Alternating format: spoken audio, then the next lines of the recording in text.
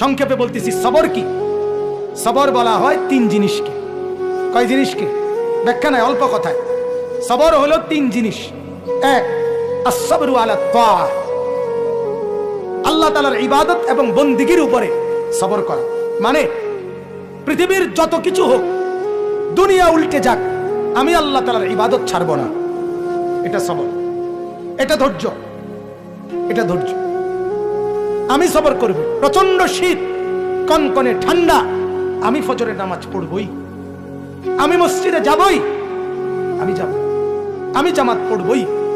আমার শায়েখ আল্লামা মুফতি মুশতাকুর নবী সাহেব বহু সময় আমারে বলছে, হযরত, যে মাওলানা, মাহফিলে রওনা দেওয়ার সময় নামাজের ওয়াক্ত হইলে জামাত সাথে সাথে পড়ে নিবেন। 2-4 মিনিট মাহফিলের টাইম দেরি হইল, তেমন উল্লেখযোগ্য কোনো ক্ষতি হবে না, কিন্তু চেষ্টা করবেন জামাত যেন না ছুটে। আমি নিজে শুনছি হযরত বহুবার দোয়া করতেন, করে, আল্লাহ জিন্দেগীর শেষ নামাজটাও দাঁড়িয়ে মসজিদে জামাতের সাথে পড়ার তৌফিক দান করুন। এটা সবর, ইবাদতের উপরে টিকে থাকা। আমি গতকালকে সন্দ্বীপ গেছিলাম, সন্দ্বীপ, চট্টগ্রাম। চতুর্দিকে বঙ্গোপসাগরের মাঝখানে এই দ্বীপ, স্পিড বোট দিয়ে যাইতে হয় উত্তাল ঢেউয়ের মধ্যে। 2 দিন ছিলাম আমি ওইখানে। আমি একজন গতকাল যেই মাদ্রাসার মাহফিলে গেছি, ওই মাদ্রাসার মোহতামিম সাহেব, না হইলেও 100 বছর উপরে বয়স, বুড়া মানুষ। আজীব এক জিনিস দেখছি আমি, ওনারে দেখছি আমি 2 বারই। উনি নামাজে সারাক্ষণই চেয়ারে বসে থাকে।